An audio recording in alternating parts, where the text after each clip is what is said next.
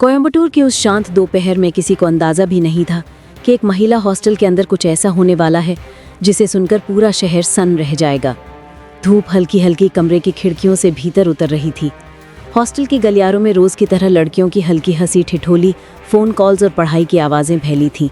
सब कुछ सामान्य, सब कुछ शांत। लेकिन उसी शांत दोपहर की हवा में एक परछाई धीरे धीरे दाखिल हो रही थी। हॉस्टल के गेट पर एक आदमी खड़ा था, 32 साल का एस बालामुरुगन। चेहरे पर पसीना, आंखों में अजीब सी बेचैनी। उसने वार्डन से कहा कि वो अपनी पत्नी से मिलने आया है, बस कुछ बात करनी थी। 28 वर्षीय महिला जो अपने पति से अलग रहने लगी थी, उस वक्त कमरे में थी। वो रोज की तरह ऑफिस से लौटी थी और सोचा था कि दिन यूं ही बीत जाएगा। लेकिन तभी दरवाजे पर दस्तक हुई। वो दरवाजे तक आई और सामने वही शख्स खड़ा था जिससे वो हर हाल में दूर रहना चाहती थी। कमरे का दरवाज़ा बंद होते ही दोनों के बीच बहस शुरू हो गई। आवाज़ें बाहर तक नहीं आईं, पर अंदर तूफान उठ चुका था। महिला ने साफ कहा, सब खत्म हो चुका है, मुझे अकेला छोड़ दो।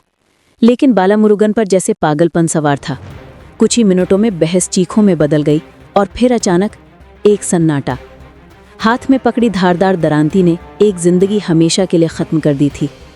कमरे में पड़े खून को देखकर भी उसका दिल नहीं कांपा। उसने अपनी पत्नी के निर्जीव शरीर के पास बैठकर मोबाइल निकाला, कैमरा ऑन किया और एक सेल्फी ले ली। ये सिर्फ सेल्फी नहीं थी, ये एक सनसनीखेज सबूत था, एक भीभत्स प्रदर्शन। फिर उसने व्हाट्सएप खोला, स्टेटस लगाया, दगाबाजी की कीमत मौत है, और फोटो अपलोड कर दी।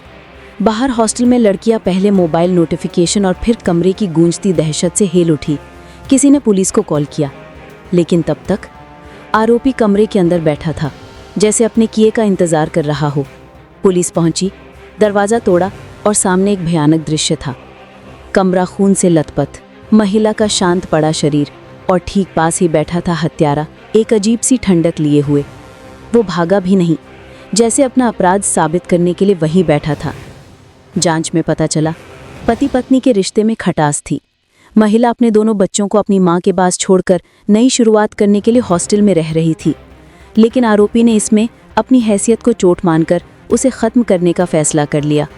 समाचार फैला, कोयम्बटूर की सड़कों पर भय, गुस्सा और सवाल उमड़। हॉस्टल में रहने वाली लड़कियां पूरे हादसे से सदमे में थी। राजनीतिक बयान शुरू हो गए, महिलाओं की सुरक्षा कहाँ है।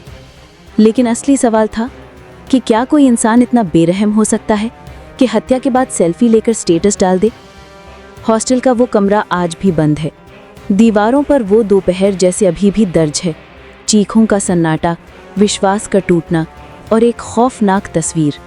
क्योंकि कुछ कहानियां सिर्फ पढ़ी नहीं जाती, वे भीतर तक हिला देती हैं। अगर आप ऐसी ही और रियल क्राइम स्टोरी सुनना और जानना चाहते हैं तो अभी द क्राइम को सब्सक्राइब करें।